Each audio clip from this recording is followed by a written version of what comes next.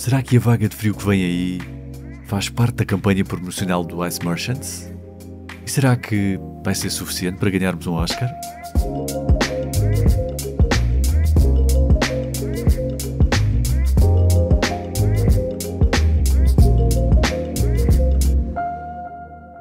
Sejam bem-vindos a mais um Filmes. Hoje é dia 28 de fevereiro, último dia do mês, e como passou depressa este mês, não é? É incrível.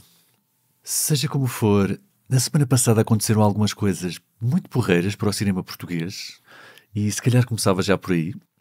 O filme português Mal Viver, do João Canijo, ganhou o prémio do júri do Festival de Cinema de Berlim, como já devem saber. É uma excelente notícia para o cinema português.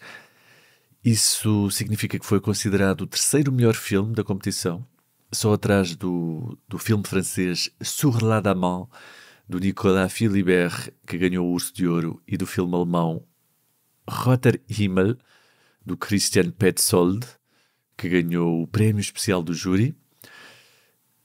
Estou muito curioso para ver este Mal Viver, e já agora também o Viver Mal, porque este é um conceito de dois filmes que supostamente se complementam. Não sei muito mais do que isto, mas estou curioso sobre estes dois filmes. A outra grande notícia da semana é que o Ice Merchants continua a sua caminhada gloriosa rumo ao Oscar e ganhou o prémio Annie para melhor curta-metragem. Os prémios Annie são dos prémios mais importantes do cinema de animação, se não mesmo os mais importantes. São dados em Los Angeles todos os anos e nem sempre estão alinhados com os Oscars. A verdade é essa. No ano passado não estiveram, por exemplo. Em 2020 também ganhámos um Annie para a melhor curta. Na altura foi a Regina Pessoa com a contabilidade dos dias. Tio qualquer coisa. Tio Tomás e a contabilidade dos dias. E nem sequer chegámos aos Oscars, por isso não é de todo linear. Mas uma vitória é uma vitória. E um Annie é um prémio do caraças para o cinema de animação português. Aliás, aqui há uns anos fiz um vídeo sobre o cinema de animação português. Podem procurá-lo no YouTube, no Cineblog. Falei das origens, bastante humildes, do cinema de animação português. A primeira animação portuguesa foi um sketch humorístico, num teatro de revista há precisamente 100 anos, em 1923. E seria bastante simbólico se 100 anos depois ganhássemos o Oscar, não é? Seria muito interessante. Também falei daquela espécie de primeira idade de ouro da animação portuguesa, que foi impulsionada pela publicidade ali nos anos 60 e 70. Falei do Servet Tiago e do Artur Correia. Naquela altura os animadores estavam muito ligados à publicidade, que era a única maneira que tinham de financiar as animações e de fazer experiências. Tivemos belas animações naquela altura, que também ganharam alguns prémios, sobretudo de publicidade, lá está. Mas ganharam prémios, não é? E isso é sempre relevante. Por isso, se quiserem saber mais sobre a história do cinema de animação, passem pelo Cineblog. Procurem no YouTube. Eu sei que não falo aqui muito do Cineblog. Na verdade, também não tenho feito grande coisa, infelizmente, mas tenho aqui alguns planos para uns próximos vídeos. É só arranjar algum tempo. E já que estou a falar do Ice Merchants, posso começar precisamente por aí. Esta semana vi finalmente o Ice Merchants. Está nos cinemas, já há algumas semanas, a um preço bastante simbólico, 2,5€, ou seja, é dado. Aconselho e vale muito a pena, porque o filme é realmente muito bom. Tem uma excelente animação, com sequências muito criativas. Visualmente é todo muito criativo, tem planos incríveis que aproveitam muito bem a elasticidade do formato. Como devem saber, eu sou um grande fã de animação e de filmes de animação e de séries de animação para todas as idades. Acho que é dos melhores formatos que podem existir para contar uma história, precisamente por essa fuga da realidade, por essa ausência de barreiras físicas, torna tudo muito mais único e muito mais expressivo. Este Ice Merchants, em relação à narrativa em si, ou seja, a história, é também muito elegante. Achei-o muito elegante. Exige alguma atenção e alguma interpretação. Ou seja, não é um filme para ver agarrado ao telemóvel, até porque é bastante curto e não iriam perceber nada. Brinca muito bem com as cores, e associa as cores a emoções. Consegue ser inspirador, consegue ser tenso, consegue ser divertido. Ou seja, é um excelente filme. E tem uma excelente banda sonora também, que é composta pelo próprio João Gonzalez e que está disponível no Spotify. Por isso, depois de ouvirem este podcast, agasalhem-se bem, liguem os aquecedores e procurem pelo Ice Merchants no Spotify e viajem durante os minutos até àquela montanha, até àquele espaço. Aconselho, sem dúvida, é um excelente filme, não apenas por ser português, é realmente bom. E é isso. Mais coisas. Esta semana quis fugir um pouco aos filmes dos Oscars, parecendo que não, aquilo ainda exige uma predisposição mental que nem sempre temos. Então resolvi ver uma coisa mais levezinha, digamos assim. Abri a Netflix, deixei-me levar pelo algoritmo e dei por mim a ver uma coisa chamada Temos um Fantasma, que é assim uma espécie de comédia familiar com o David Harbour, do Stranger Things, e o Anthony Mackie, o Falcão da Marvel, que agora até é o Capitão América, já não é o Falcão, foi promovido. E, não odiei, mas também não adorei, não é? É daqueles filmes. É uma espécie de comédia sobre uma família que se muda para uma casa que está assombrada por um fantasma. E esse fantasma é assim mais coisinho, mais inofensivo, digamos assim. É um filme que tem muitos vibes daqueles filmes familiares dos anos 80 e até 90, até pela própria banda sonora e pelos apontamentos sonoros. É assim uma mistura entre o E.T. e o Beetlejuice, talvez. Não, o Beetlejuice tem um pouco mais de personalidade, é bastante mais criativo. Pensem nele como uma mistura entre o E.T. e talvez o Casper, aquela versão de 90 e tal. O Beetlejuice é bastante mais irreverente, né? Neste caso é tudo um pouco mais contido e mais clássico, digamos assim.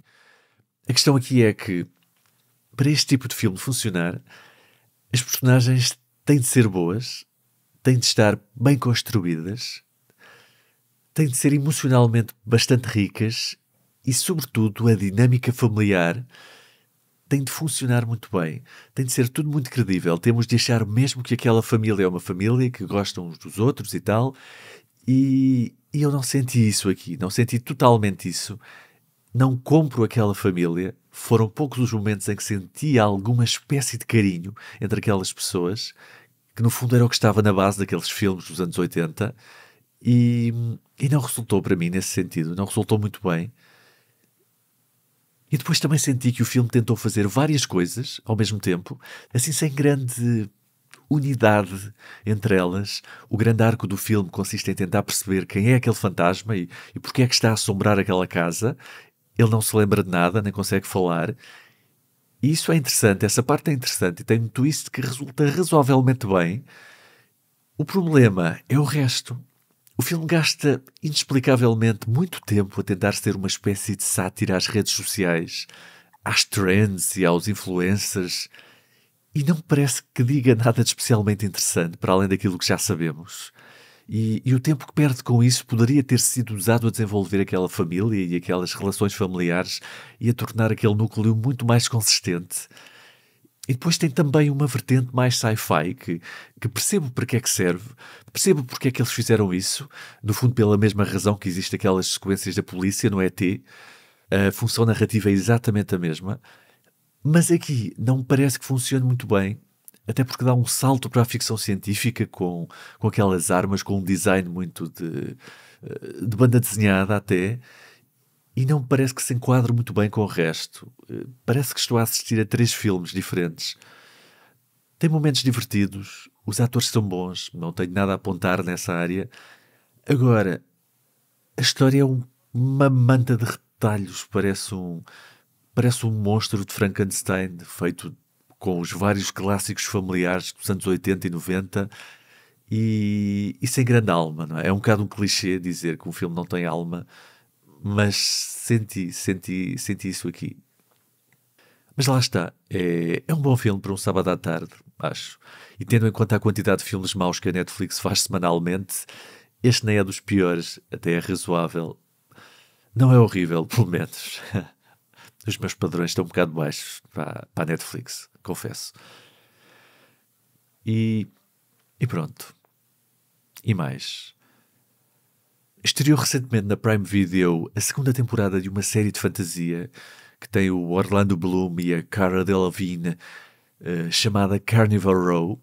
E nos últimos tempos tenho andado a ver a primeira temporada porque achei piada aquilo. Pareceu-me ser uma série com grandes valores de produção e de facto tem. Não sei quanto dinheiro custou, mas deve ter custado uma pipa de massa, porque nota-se que aquilo tem bastante qualidade. Passa-se num mundo meio steampunk, meio fantasia, que tem humanos e faunos e fadas e lobisomens. Enfim, tudo o que é criatura de fantasia. E a coisa de facto tem bom aspecto. Uma coisa surpreendente é que depois de ver o primeiro episódio estava convencido que era baseado num livro, ou numa série de livros, porque o lore, ou seja, a mitologia daquele mundo é muito complexa e é bastante detalhada e tem todo o ar de ser baseado num livro, mas a verdade é que é original. É baseado num guião original escrito pelo argumentista do Pacific Rim, o Travis Beacom, deve ser Beacom, que era suposto ser um filme, estava no famoso Blacklist, que é uma lista anual dos 10 melhores guiões que não foram produzidos, e a Amazon foi lá e transformou numa série.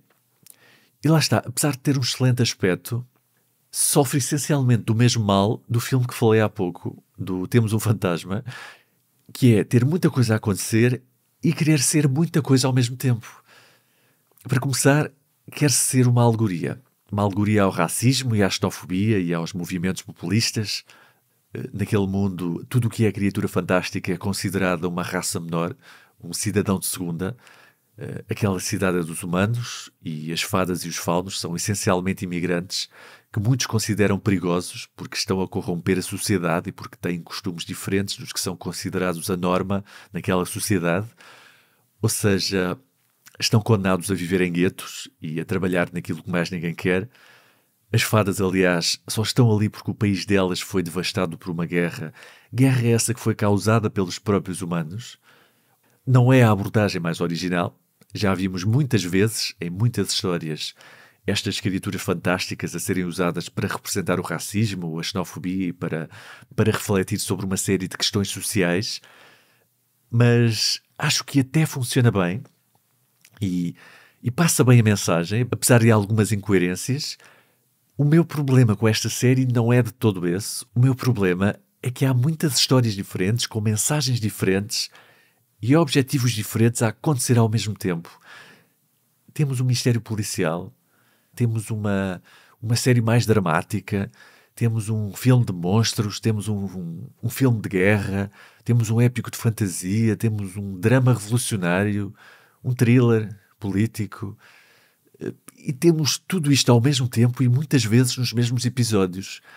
São muitas personagens, muitos arcos diferentes, muitos géneros diferentes e muito pouco tempo de antena para cada um.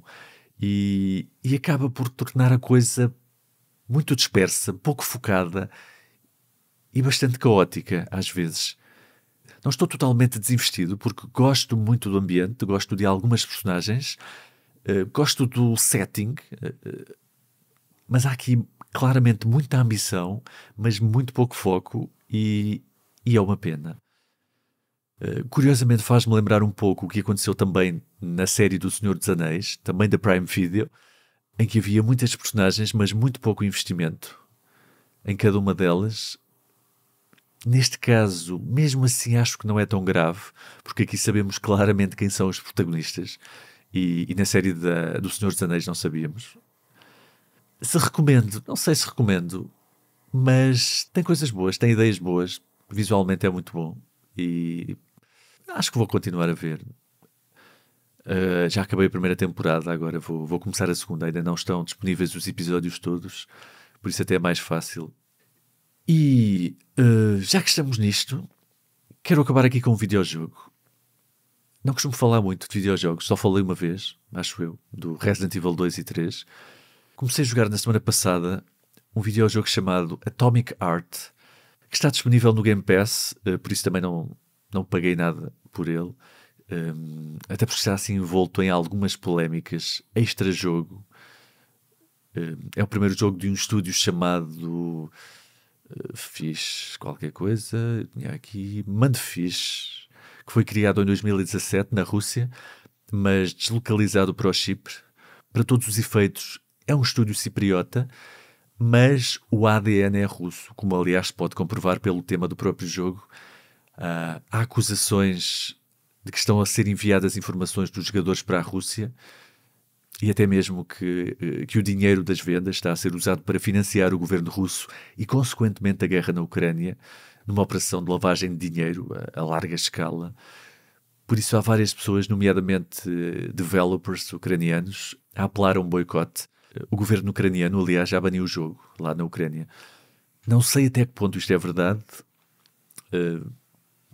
mas pronto, mesmo assim resolvi experimentar o jogo. E o que é que eu tenho a dizer sobre este jogo? Para começar, sim, é muito pouco original. O conceito principal é uma mistura entre o BioShock, o Wolfenstein e o Fallout.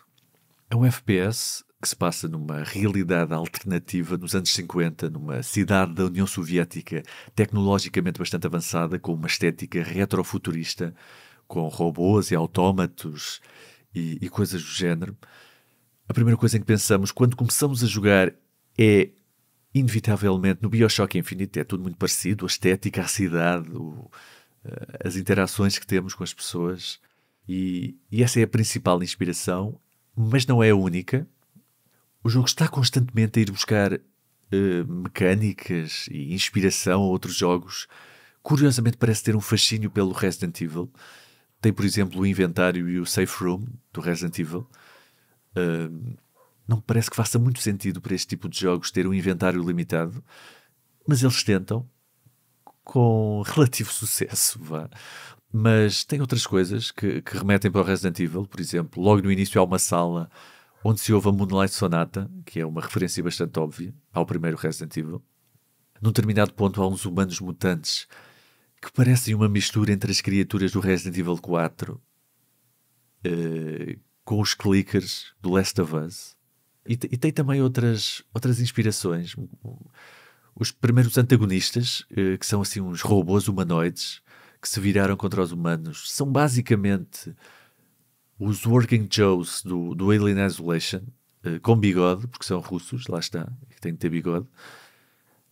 Ou seja, o jogo é muito derivativo, é tão derivativo e parece ter tão poucas ideias originais que, quando estou a jogar, às vezes sinto que estou a desperdiçar o meu tempo e que devia estar a fazer outra coisa. Eu já joguei isto, já vi isto melhor noutro sítio, mas por outro lado, estou a gostar. Gosto daquele mundo, gosto daquele ambiente, estou investido naquela história, apesar de tudo, e já gastei por aí umas 15 horas da minha vida com isto, mesmo tendo a perfeita noção de que é um jogo bastante derivativo e com muitas arestas por limar. Estou num grande dilema existencial aqui. Estou constantemente a oscilar entre o vou deixar de jogar esta porcaria e epá, isto é fixe. Isto até é fixe. E não estou a conseguir lidar muito bem com isto. O jogo tem coisas muito impressionantes, sobretudo se pensarmos que é o primeiro jogo da Mundfish e que é, para todos os efeitos, um jogo indie. Tem um mundo aberto muito detalhado, é uma espécie de mundo aberto, vá. Tem mecânicas porreiras, a história fica um pouco disparatada lá mais para a frente, mas acho que funciona bem. Pelo menos funciona suficientemente bem para nos manter interessados na coisa. Mas depois tem coisinhas irritantes que não fazem sentido e que testam a nossa paciência. Para começar, o sistema de save, por exemplo, é esquisito. É assim um híbrido entre um autosave e um save manual que não está muito bem distribuído. Já me aconteceu ter pontos de save a poucos segundos uns dos outros. E depois também já me aconteceu morrer e perder quase meia hora de progresso porque não havia nenhum save pelo meio. O que é bastante chato, sobretudo nas zonas exteriores, que não são nada fáceis de navegar, porque tem muitas câmaras e muitos inimigos, e é muito fácil calcularmos mal um confronto e morrermos. Lá está. E depois, se morres, tens de voltar às mesmas zonas e voltar a recolher o mesmo loot dos armários. E este jogo tem muitos armários. É um bocado chato. E depois é um jogo que exige que seja feita alguma gestão do inventário, porque tem um inventário limitado, como tinha dito, como tinha o Resident Evil. E os itens desse inventário não têm descrição. Ou seja, se não reconheceres o objeto pelos ícones, não sabes o que é. E há uma data de cápsulas diferentes, com funções diferentes, que és obrigado a reconhecer pela imagem, ou então estás tramado. Não faz muito sentido. Estou sempre à procura do botão que faz aparecer a descrição, mas não há esse botão. Aliás, a malta que fez o interface não está claramente ao mesmo nível da malta que fez o resto do jogo. No início perdi para aí 5 minutos a tentar perceber como é que se ativava o modo detetive. Tinha uma indicação muito estranha que não era nada daquilo, era tipo RB old mais RB, uma coisa assim. No fundo era só carregar 2 vezes no RB. Enfim, resumindo, o Atomic Heart tem muitas arestas por limar, mas estranhamente estou a gostar de jogar e já gastei mais tempo do que aquele que gostaria. E é isto. Vou ficar por aqui. Não se esqueçam de ir ao cinema ver o Ice Merchants, são 2,5€. E não se esqueçam de ouvir a banda sonora também no Spotify. E fiquem bem. Tenham uma boa semana.